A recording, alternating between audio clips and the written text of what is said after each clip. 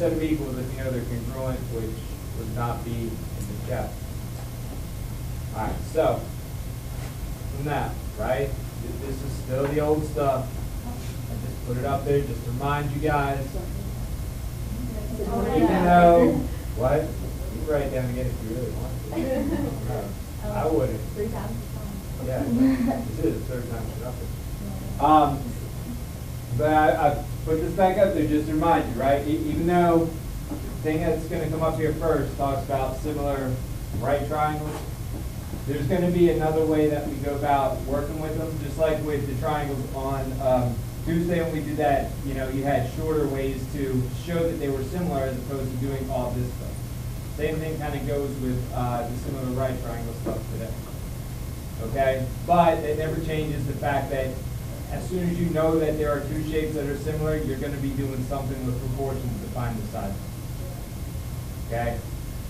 All right, now, before we get to the, actually, I'm going to do this first.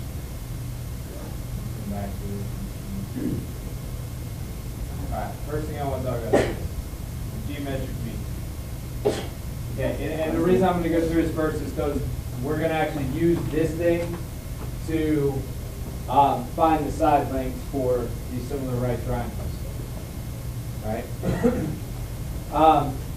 The hardest part with this is you guys normally have the word mean automatically associated with the arithmetic one, which is you add up everything that you have and divide it by the number of things over there.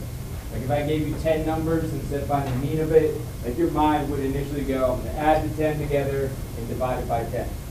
Okay, and that would give me the mean of the number, which you guys would normally call the average. When they put the word geometric on the front of it, I say I want the geometric mean, it's always going to be the geometric mean of simply two numbers. So you're not just adding them up, and it's referenced as the mean because we're dealing with proportions here. And if you remember, guys, the way these were set up, right, with the proportion, these two positions where that A and B is of this, those were the extremes. And the two x's that they have in there, that's the mean. All right? So every time you see this reference, like the rest of today in the notes, a simple problem where I say find the geometric mean, you're going to set that proportion up. Okay, like this proportion, that A over x equals x over b, like that's how you find the geometric mean. And the number that represents the geometric mean always goes in that position. And it's always repeated. Okay, these would be the two numbers, that would be your x. Now if I simply said I want you to find the geometric mean, that means your variables will always be here opposite each other. Alright, that's why they have this written separately if you read through it. And that all that is because if I do my cross multiplying with that proportion that's up there, x times x is x squared, a times b is ab, and to get rid of the squared term you would the square root. That's how they're getting them. Alright, but this part right here is only going to occur if you were doing like a problem that said simply find the geometric mean. Like if I gave you a problem and I said like find the geometric mean of 2 and 10. Alright, if I said what's the geometric mean of 2 and 10?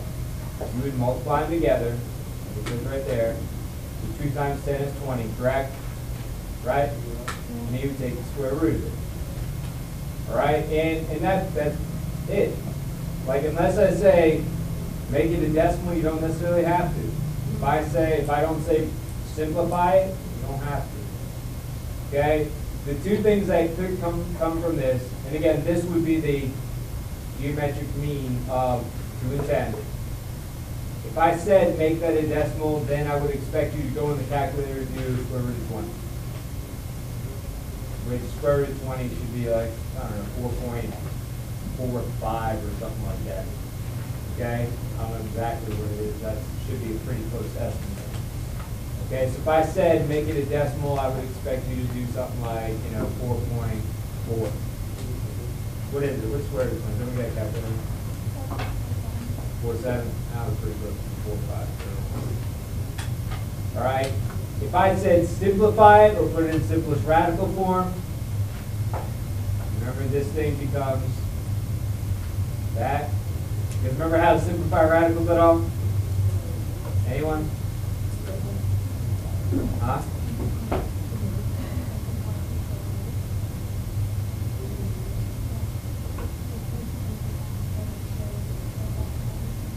Yeah, like this. But I mean, do you remember the process of how to do it? Like me going from square root of 22 to square root of 5. Those are equal. Does anyone remember, like, wait, what are you going to say? Don't you like find back? Hey, Barbara. Don't you like take, see if there are any prime numbers that can go into it, and you like take the prime number, you would make a little tree or whatever. Do like a factor tree for it. That's one way to do it. Like, one way to do it is to go, you would factor it out, such as like that's 2 times 10, right? And then 10 breaks down into 2 and 5 and so on, right? And that would be it all the way factored out. And then you would go, okay, I can simplify this as in anything that's in there twice, like 2 is in there twice, goes on the outside of the radical, whatever's only in there once goes on the inside, okay? That's one way to do it. I would normally not expect anyone to do it that way. The way I do it is, you guys understand, like, if I took the square root of 4, I would get 2, correct? Right?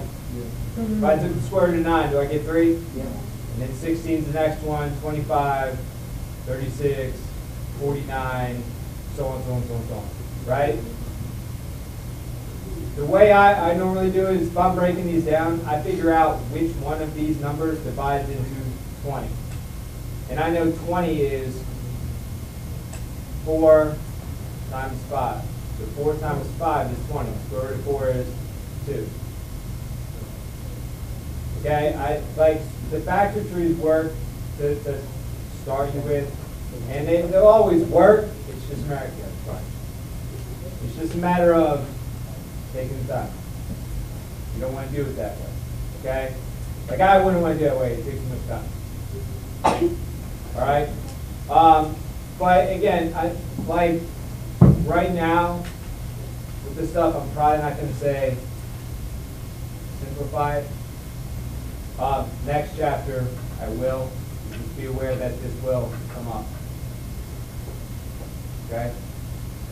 All right. Now, the reason I did that first is this stuff right here, similar right triangle. If you have a right triangle, such as triangle ABC that's up there, and you go to wherever the right angle is, and you draw an altitude. As soon as you do that, and it's drawn 100% correctly, you basically create 3 triangles that are similar to each other.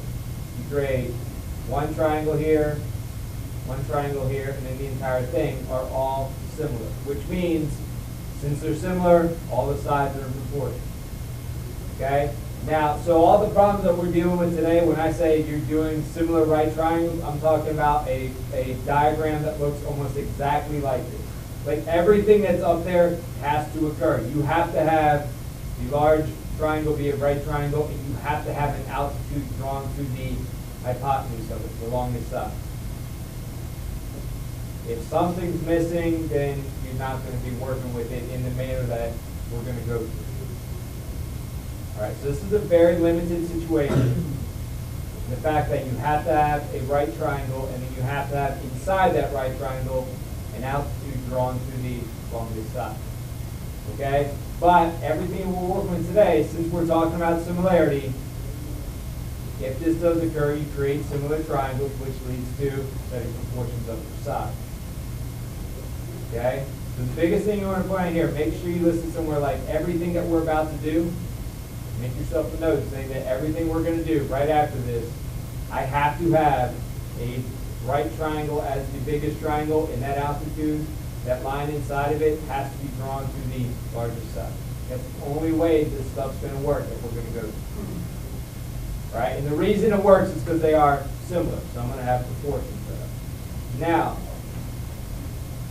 when you do these problems, Okay, the proportions that you work with, if I sat down and like using the sides that are up there, if I wrote out a proportion or a ratio for every single corresponding side and set them all equal to each other, you would see that some things just repeat, some things you're going to cross out. And in reality, you're only going to be left with 3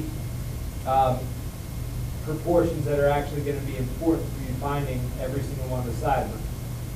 Okay? Now, those 3 proportions, the 3 proportions that you work with are going to be set up in the manner of a geometric mean. Okay, that's why that gets presented first. Now, what I'm going to give you guys, the way I set this up is pretty much like these are formulas. Okay? If triangle ABC is a right triangle, so this has to be the first thing that happens. All right? Then I can write the proportions I'm going to write down here in a second.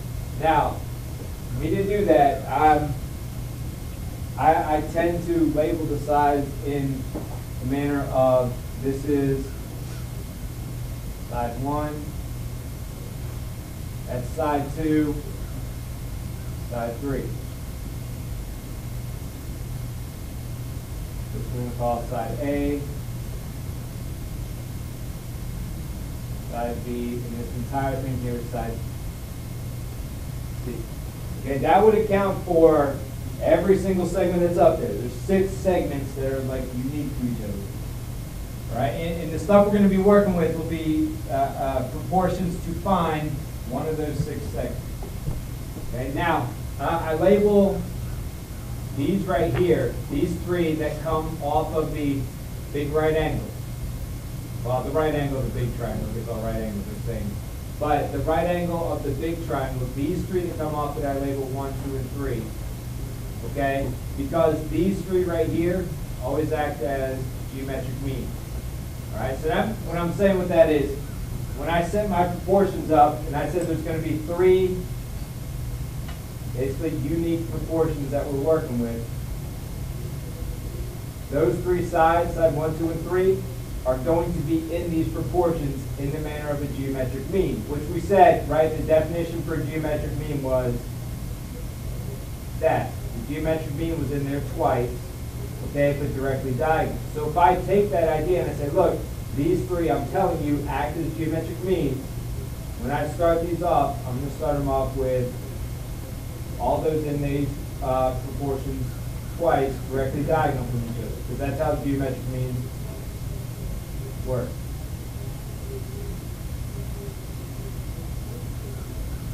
Okay? The other 3, I use the letters to link. Okay? These are like the fill-in. They're going to complete the proportion. And again, look, by the geometric mean definition, I need 2 different ones to fill them in. Okay? Because I need one number here, one number there. Okay, and I got 3 to pick from, so I'm going to pick 2 of them to complete each one of them.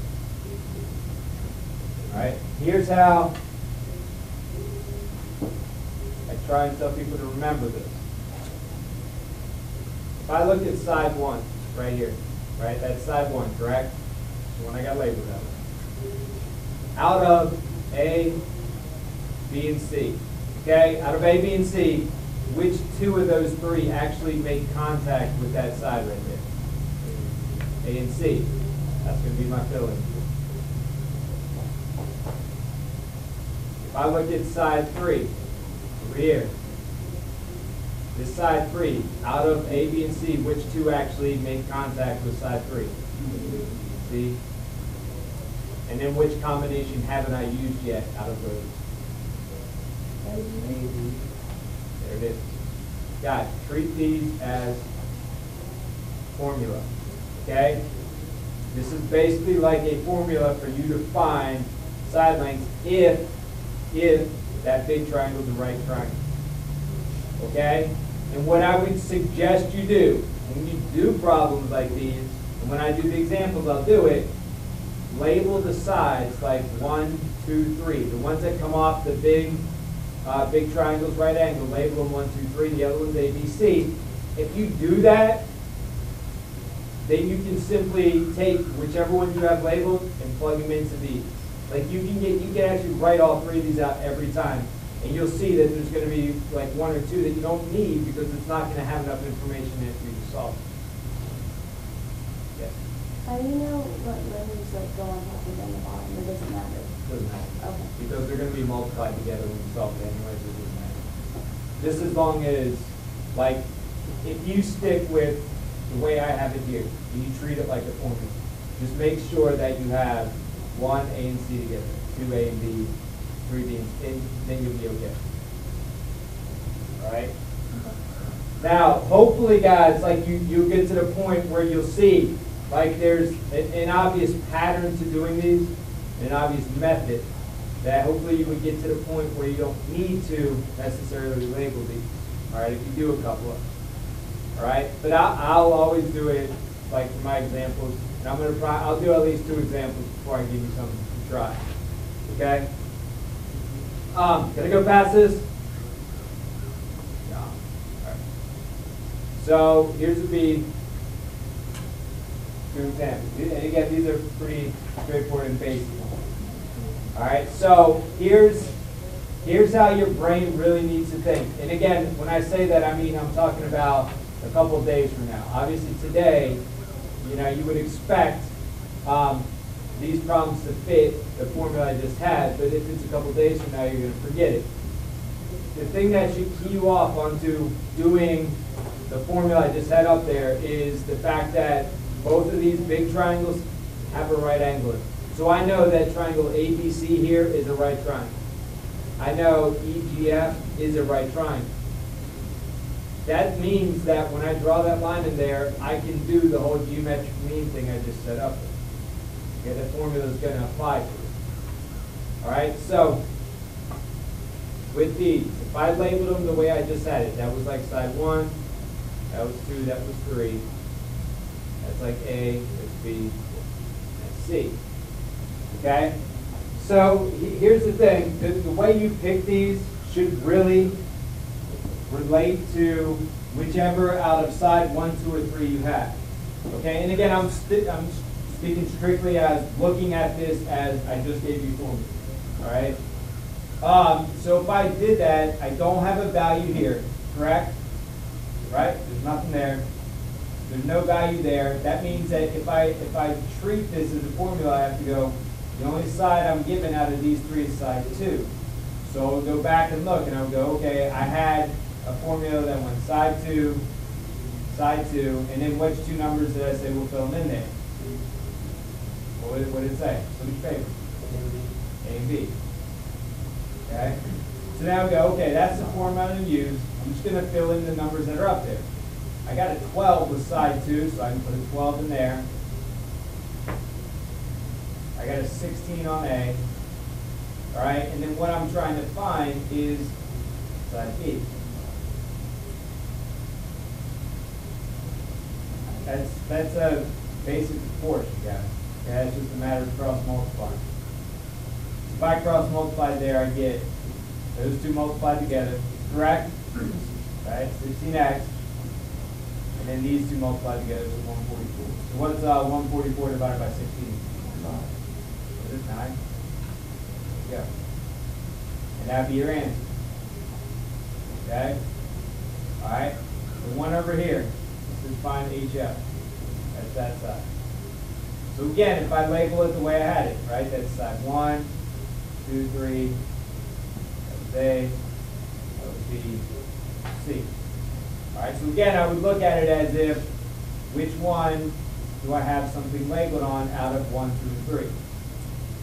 Like, which one actually has something labeled on it out of 1, 2, and 3? The 3, right? Because I got a 20 on that. Is there ever going to be a time where there's 2 sides to the Yeah. I Then you would probably write both of them out, and then just fill them in, and you'll see that one you'll probably be able to solve right away, the other one you would have to do work. Alright, so I'm going to do the formula I set up with side 3, which if I did 3 and 3, what were the 2 that I put in here? According to that formula? B and C. Okay, so then I go, oh, there's my formula, I just got to fill in the numbers that are on the problem. For side 3, I got a 20 there. and x, x is 25. Cross multiply again, 25x equals 400, so x is how much? The problems aren't that hard if you work with the formulas, and as long as you label the sides correctly, it's going to be not an issue. Okay? That's like the key to it. Right? But like I said, once you do a couple of these, you know, I would hope you get to the point where you don't necessarily have to do it. There's a distinct pattern that goes on. All right? Okay, so guys, the answers that are up there right now, so I'm going to start going through this. They're all correct. The 15 right there, square root of 63. That one, 16, I think is also over there, square root of 48. And the last one, 17, it's up there over on that side, it was just 40. Okay, 18, which is right there, you can see it. Going through these guys, labeling wise, like that's 1, 2, 3. That was like A, B, and then C was the entire thing, which is 12. Okay, so if you do it that way, you'll get x. Okay. What's that? Yeah, you'll get x is square root of 108. You can't see it. All right, that's just because when you do x, you're multiplying 9 and 12 together, right? Because that would be like the whole side 3, and then B and C kind of thing. Which, guys, you gotta label them. I mean, honestly, if you're not labeling them, then you're not gonna have any formulas to look back on. Okay, and that's like kind of the way you learn to do these. And then y was just 9 times 3, which is square root of that, which is 27. 19, really small down there, you can't see it. But for 19, you had to get this side as 10, right? Because 50 minus 40 is 10. Because when you label these, like you can label them however you want, as long as you keep 1, 2, and 3 on these. So if I did it, I would say 1, 2, 3, which would make that A, that B, and that C. Just because it's turned upside down doesn't change it. But if you want to rotate your book and stuff so that it looks the right way, you know, that helps too. The book does turn. It's not like static when you get. But you should get x is, for the x1 right here, you multiply 40 and 10 together. So square root of that would be 20. And the other one is square root of 50 times 10, which is 500.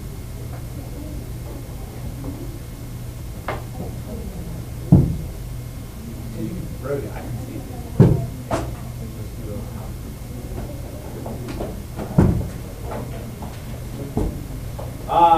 And then 20 over there looks correct. You needed those two added together to get the entire side, which is 25. So labeling wise, that'd be like 1, 2, 3. That'd be like A, that's B, and that's C. So when you do x, you should be doing 4 times 25, which you did. So you should get x is 10, the square root of 110. And then for the other one, you're multiplying the 21 and 4, so square root of 84. All right? You didn't have to do decimal. I don't think it says so. So like answers like these guys are fine. Unless it actually says be decimal, which I don't think. But the guys, honestly, the key to this is labeling it correctly. If you don't label it, you don't use the formula, you're probably not going to get the right answer. Or you're not going to get any answer. You just there and go, oh, it's this. And it's not in the book. Yeah, and it's not in the book. The book never does that. The book writes it out with their words. Okay. The rest of the stuff. Okay, the other thing. This doesn't necessarily deal with similarity. Okay, like straightforward-wise at least. This is just going to be other situations where you're doing proportions. So it fits in the chapter in the fact that you're still doing proportions to find lengths of segments. The difference is here, you might not necessarily be talking about two shapes being similar. It's just giving you different situations where the proportions will come up. All right, now the first one kind of relates to the whole similarity thing. The difference between problems with this theorem, the triangle proportionality theorem, is that you're only going to be focusing on these segments. You're not going to be talking about the two lines that are marked as parallel. If I brought these into it, then I'd go back to what I would have done on Tuesday, the warm-up where you were doing the entire triangle. Whereas this one is strictly going to go, if you've got these two lines being parallel, the sides are broken up proportionally. Meaning that you could go QT over TR equals US over UR. That'd be one option. If I saw this problem, and I saw like a triangle and then inside it I've got parallel lines, I would automatically go, oh, the sides are, or the segments, like the sides are broken up proportionally, so I would see a proportion or a ratio right there, and a ratio right there. I generally try and keep it whichever way it's turned. So like, I could also write a proportion going QT with QT over US with TR over UR. These are the same. The only difference is switching diagonally, which if you remember the first day, guys, that's a property you can do. Remember, proportions, you can flip-flop things diagonally as much as you want. It doesn't change anything. Okay? But the whole gist of this is, look, if you got a triangle, and you draw a line somewhere on the inside, it ends up being parallel to one side, then it's broken up proportion. This doesn't have to be a mid-segment. Like the only time we dealt with parallel lines inside before were mid-segments. T and U don't have to be in the middle. These can be wherever on the side. Doesn't matter. All right, so that's the first case. And again, these come into play strictly because we're talking about solving, segments with proportions. So they fit into the chapter in that way. All right. All right, so these would be your types of problems. But like I said, the key to looking for these and figuring out how to solve these is seeing that you've got two lines being parallel. Okay? Don't worry about the fact that I did like QT and TR and that proportions. Just look at it as whichever numbers are on top, put them in the numerator. Whichever numbers on the bottom, put them in the denominator. Like if I was looking at this one, you agree these two look like they're more on top than the other one? Yeah. Okay, so I would have those two on top. On the bottom, I would fill in 12. But the only reason I would do that is because I would see the lines are parallel. So it's a recognition thing of seeing, hey, I got parallel lines in that triangle. I can use proportion to find those sidelines. So you would get like 12x. 8x plus 40. So 4x equals 40, so x is 6. Whereas if I was doing it in this problem, all right, I wouldn't go along the sides like I did here. Now I would do like 12 is more on top, 2x is more on top. 9 is on the bottom, x plus 4 is on the bottom. Doesn't matter how you set them up, as long as you're staying consistent. What is it called if there's 4x equals 40x equals 80? And lag some. Okay, so again, it's just a matter of once you're there, cross multiplying and correct it, right? So it'd be like 12x plus 48 is 18x, right? 6x equals 48. So x is. Okay, so the key to this is recognizing, well, I got parallel lines. Parallel lines, guys, equal proportions. And parallel lines always break things up proportionally. Okay, now, I said that if I were to take these and change it so it was more of something like this, okay, where I don't necessarily have triangles, but I do have two lines, and then I have three lines that are parallel. And I'm saying to you guys now, parallel lines, guys, if you've got more than two parallel lines, you're going to be probably talking about set proportions of somehow. All right? This one right here gives you one proportion set up. If I did it using the whole idea of what I just did with the two on top, go on top, and the two on bottom, go on bottom, if I were to do it that way, there'd be one ratio, UW over VX equals WY over XD. But again, you've got to get to the point where you see parallel lines. And remember, multiple parallel lines, guys, are always going to equal proportion in terms of finding segment lengths. If you're not setting things equal to each other. So if I were to try to write this property out, the theorem here, I would write it out as UW over VX equals WY over XD. As opposed to the way they have it written, even though these are the exact same proportions. Because all that's happening is I'm flip-flopping inside, which you're allowed to do. Okay? The biggest thing here is you just got to recognize parallel lines, set proportions up. Okay?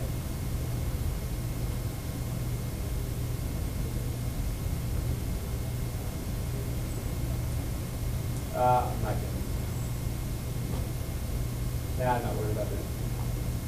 You can fill them in if you want. You fill them in, this would be B, that would be C,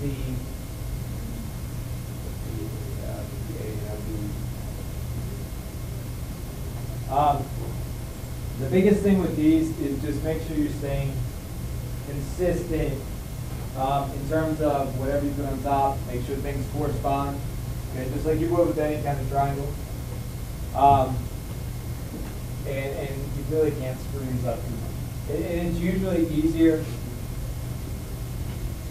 for people to recognize fractions by going, hey, if I was dealing with this, I would go, these three numbers are on the top part, so any combination of these three would create a numerator. And then on the bottom, D, E, and F are on the bottom, so any three of those could become a denominator. Usually it's easier to think about that. Okay, but the problems here are going to be the same as like the two I did with the triangle. That's why I don't really care if I do any numbers. Now, there's one other thing, okay? And this is the only one that doesn't deal with parallel lines here. All right, it deals with an angle bisect. Saying that if you take a triangle, draw an angle bisector to any angle, it's going to split the triangle up proportionally, which has the top half and the bottom half segment-wise. Well, I guess not really half, but the top part and the bottom part are going to be set proportional, so that you could actually go in your proportion to find any one of those four segments.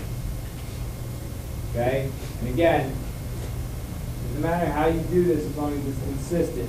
The way they set this up here, this proportion, is taking the two segments that that bisector goes through and put them into one fraction. The other two sides go into the other ratio. Okay, and they said equal. Which is fine, because this works out in the same manner that I've been talking about. Because if I deal with the angle bisector like my fraction bar, that's on the top of it, that's on the top, so they're both my numerators. That's below it, that's below it, so they're both my denominators. It'll always work. If you want to do with it as the top portion creates one fraction, the bottom portion creates another, and write it as AC over AD equals BC over BD, that works too. Okay? Either one of those is going to be fine. The key to these is always staying consistent with how you do it. So get one method, because that one method will work for every single one of these problems. Okay? And just stay consistent with it. Don't try and flip-flop between them. Then you end up confusing yourself.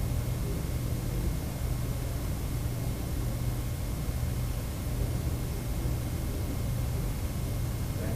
So, all right, so these would be the types of problems. All right, again, like the way I would think about this is I would go, we got a triangle, in this case it was an angle bisector.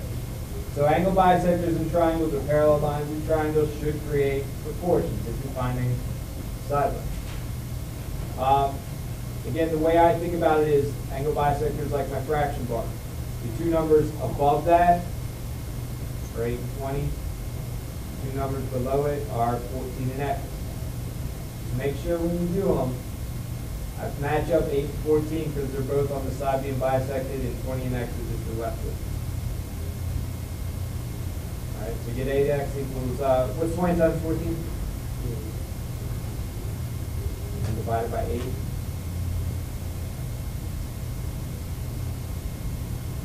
280 divided by 8. 3 divided by what? 8. 35. 35. Okay. Now here's the thing with this one. Okay. When I do this one, again, I kind of, like I said, I think about the bisector sort of as a splitter in terms of it's like my fraction part. So if I look at it, I've got two numbers here that I would put on top, just working left to right. So I would do like x over something equals 6 over something else. And then on the other side, I've got these two. But the issue with a problem like this is you don't necessarily have a distinct measurement here. All right? But I could use what's up there to create an expression for that one. Like I know the entire thing is 6. I know that part's x.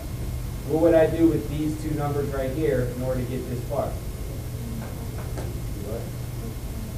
Yeah, let's subtract it. So this would become 6 minus x. You might have to do that. That's fine, guys. Okay? 6 minus x being in there doesn't change anything. It just gives you enough there so you can actually create or actually solve this problem now. So when you do your cross multiplying here, you got 4x equals 36 minus 6x.